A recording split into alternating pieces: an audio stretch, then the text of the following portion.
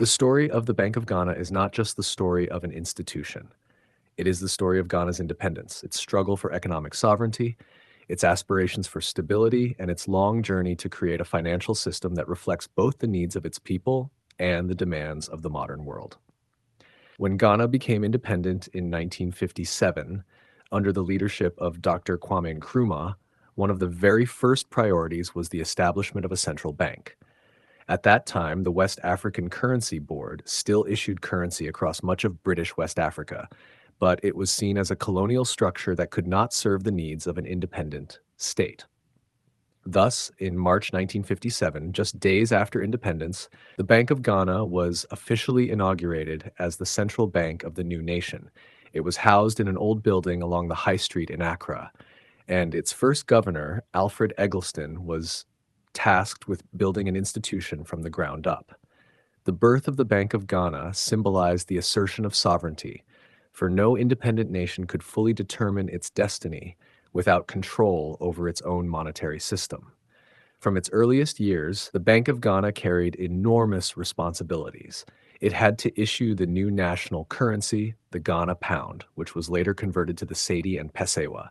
It had to regulate the banking system, set interest rates, manage reserves, and above all, maintain the stability of the economy. In those early decades, the Bank of Ghana faced the turbulence of post-independence development. Nkrumah's ambitious industrialization agenda put great pressure on public finances, and the central bank often found itself at the heart of debates on inflation, fiscal deficits, and foreign exchange shortages. Yet, even in those challenging times, the institution became a symbol of Ghana's determination to steer its own financial destiny. As the decades rolled on, the Bank of Ghana evolved. Through military coups, through the economic crises of the 1970s and 1980s, through the structural adjustment programs of the 1980s and 1990s, the central bank remained a constant presence. It was in the 1990s, under a new democratic dispensation, that reforms strengthened its independence, giving the bank more autonomy to set monetary policy without undue political interference. The inflation that once spiraled into triple digits was brought down, banking supervision was tightened, and the institution earned respect as a stabilizing force in the economy. Yet at the same time, the bank continued to struggle with the weight of Ghana's structural economic challenges: reliance on commodities like cocoa and gold, vulnerability to external shocks, and the persistent need for foreign exchange to support imports. Through all these decades, one thing remained unchanged: the bank's headquarters. The old 67-year-old building stood as a relic of the past, functional but increasingly inadequate. Over time, the bank's operations expanded and its staff grew. Various departments were scattered across multiple rented offices in Accra, leading to inefficiency, high operational costs, and communication barriers. By the early 2000s, it was clear that a new headquarters was needed, one that could consolidate the bank's operations, symbolize its stature, and provide the technological infrastructure required of a modern central bank. The dream of a new Bank of Ghana headquarters began to take shape. The journey toward what is now known as Bank Square was not straightforward. For years, proposals were floated, budgets debated, and plans postponed. Critics questioned the necessity of such a massive project at times when the economy was struggling. Supporters argued that a central bank of Ghana's stature deserved a befitting home, a headquarters that would reflect the progress of the nation and the importance of sound monetary governance. Eventually, the vision moved from idea to reality. Contracts were signed, architects commissioned, and ground was broken for what would become one of the most ambitious state projects of recent years. The design of the new headquarters was entrusted to Sir David Adjaye, the world-renowned Ghanaian-British architect celebrated for projects like the Smithsonian National Museum of African American History and Culture in Washington, D.C. Adjaye's architectural vision for the Bank of Ghana headquarters was bold, futuristic, and rooted in symbolism. Bank Square, as it came to be known, was not just to be an office complex, but a statement, a physical manifestation of Ghana's aspirations toward modernity, efficiency, and sustainability. The project envisioned a cluster of interlinked buildings, anchored by a striking 22-story tower that would rise above Accra's skyline, a symbol of resilience and progress. The complex was planned to cover around 150,000 square meters, with 7 interconnected structures each serving a distinct purpose. The tower, the tallest of them, was designed to house offices, meeting rooms, a banking hall, and even prayer rooms for both Christian and Muslim staff, reflecting Ghana's religious diversity. The urban block, a 9-story building, would contain wellness areas, lecture halls, cafeterias, and a medical center.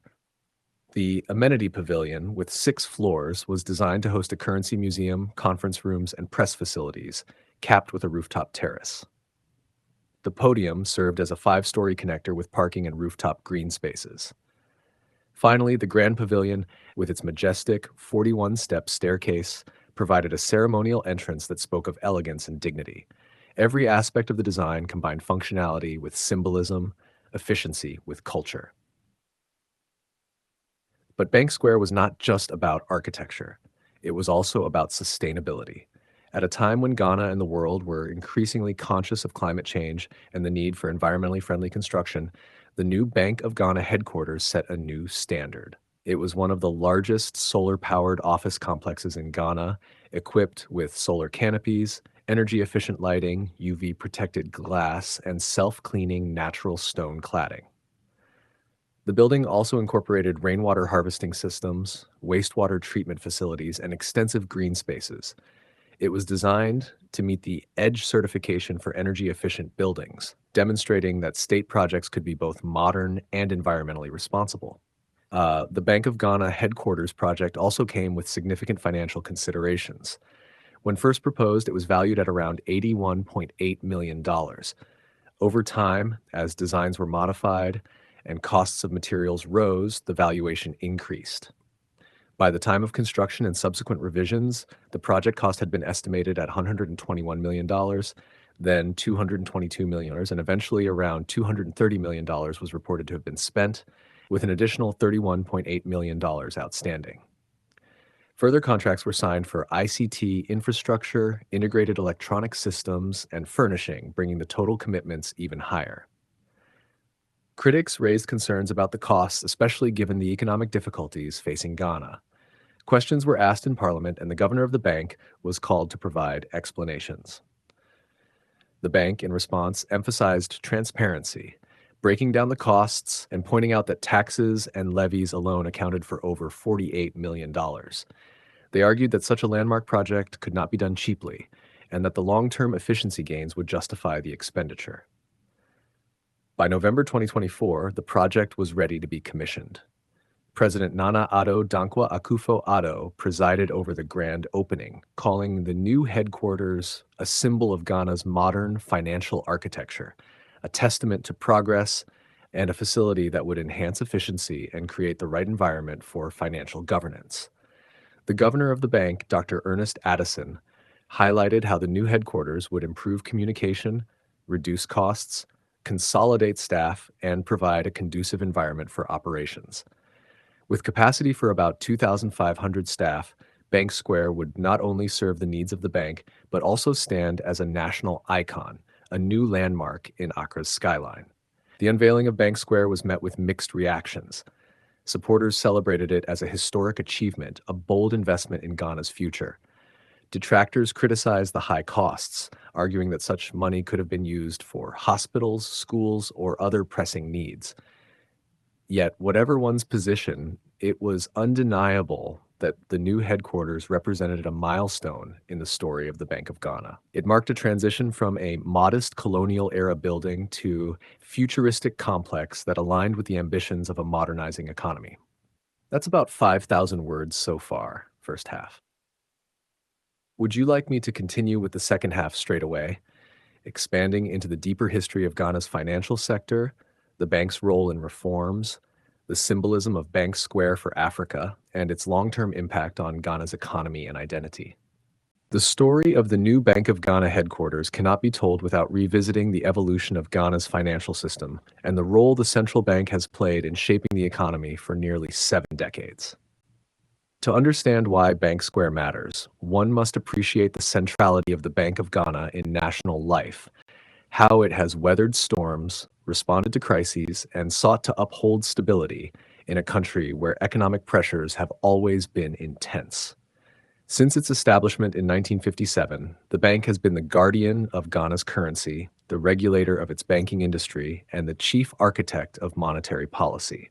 It has been both praised for taming inflation at crucial moments and criticized when the economy has faltered, but throughout, it has remained a symbol of sovereignty.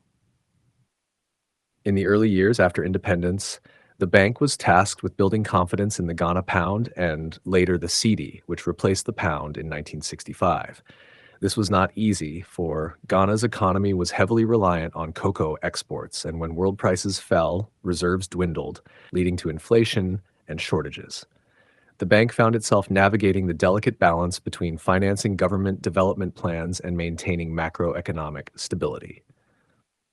As successive governments pursued ambitious projects, sometimes without adequate resources, the bank was drawn into controversies over deficit financing. Nevertheless, the issuance of Ghana's own currency and the operation of a central monetary authority were crucial steps in cementing the independence won in 1957.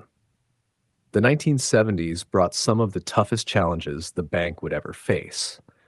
Coups and political instability combined with economic mismanagement to produce hyperinflation and a collapse of confidence in the cedi. Import shortages became common, and parallel markets thrived. For the Bank of Ghana, these were years of firefighting, as policy tools proved inadequate to stabilize the economy.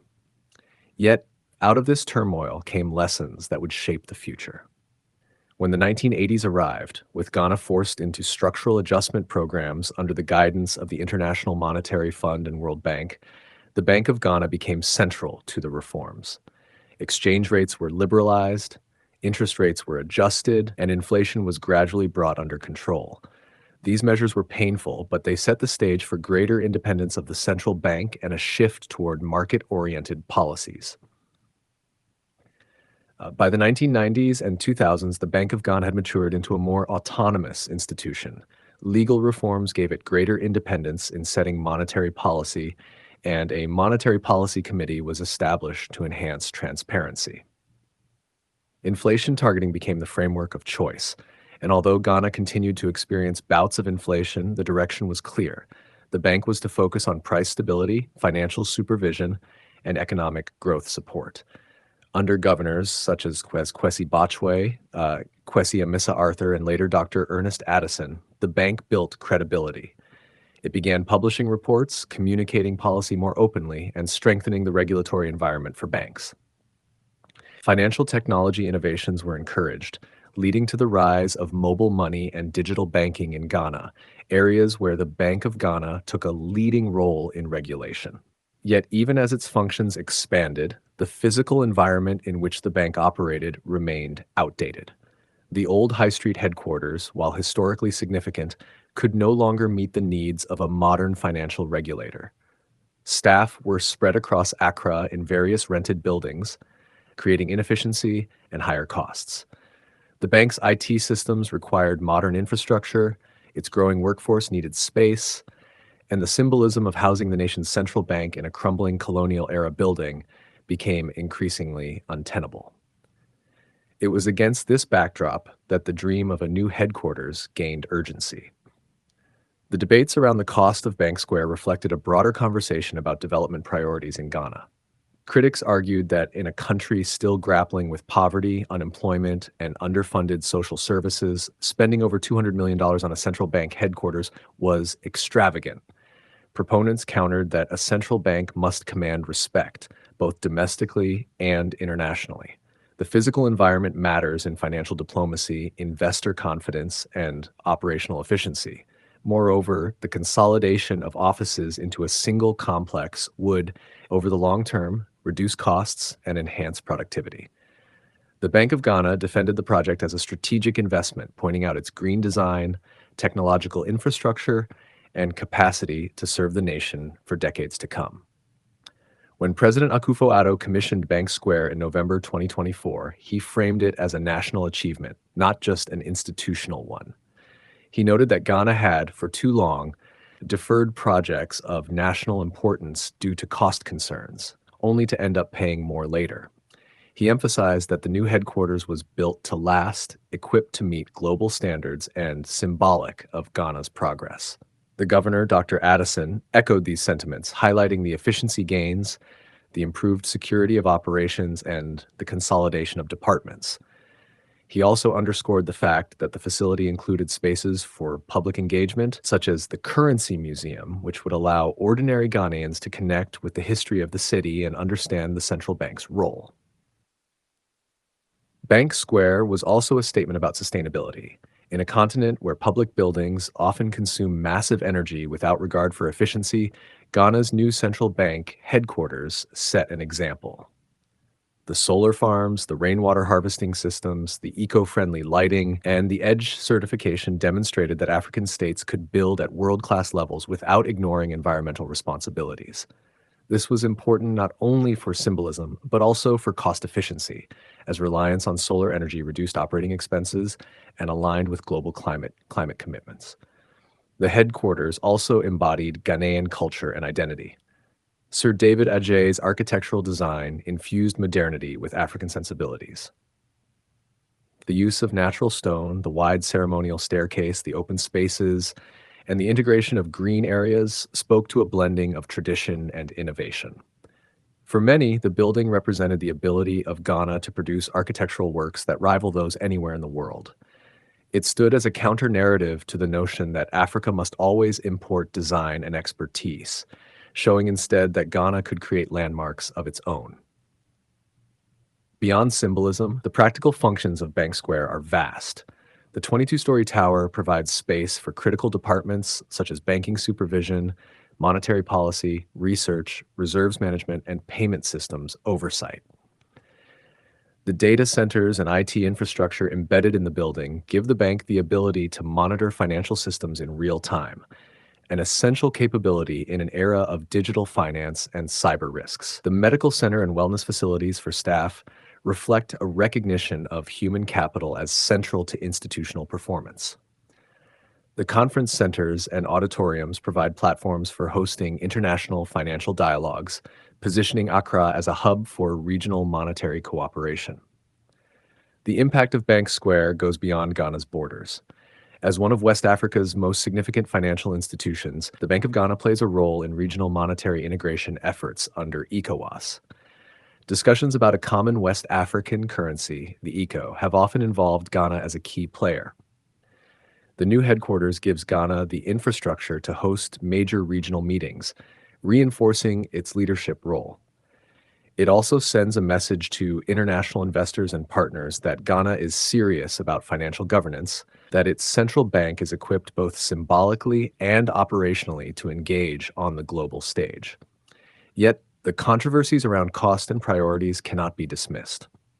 Many ordinary Ghanaians looked at the staggering sums spent and wondered how many schools could have been built, how many hospitals equipped, how many roads repaired.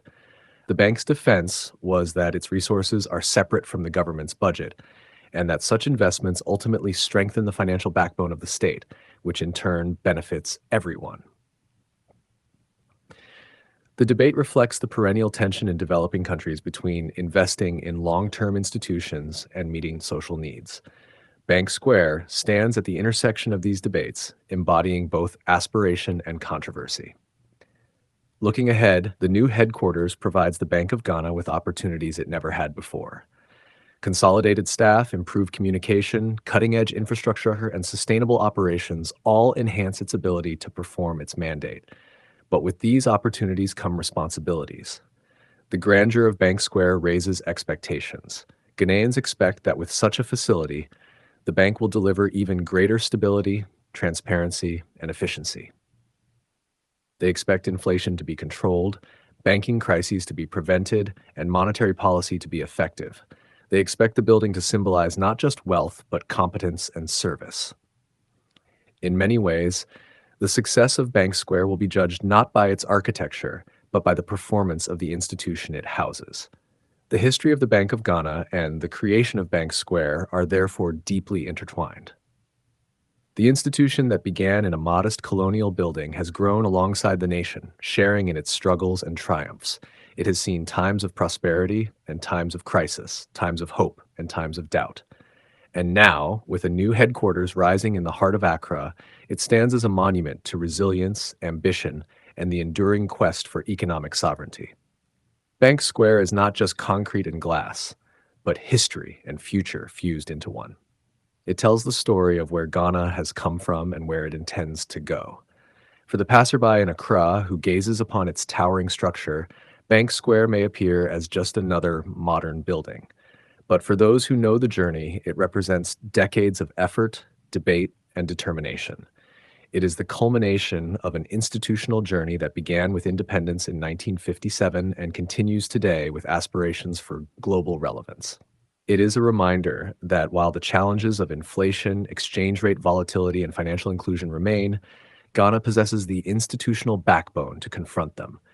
And as the sun reflects off the glass and stone of the new Bank of Ghana headquarters, it signals not just architectural beauty, but the possibility of a brighter financial future for Ghana.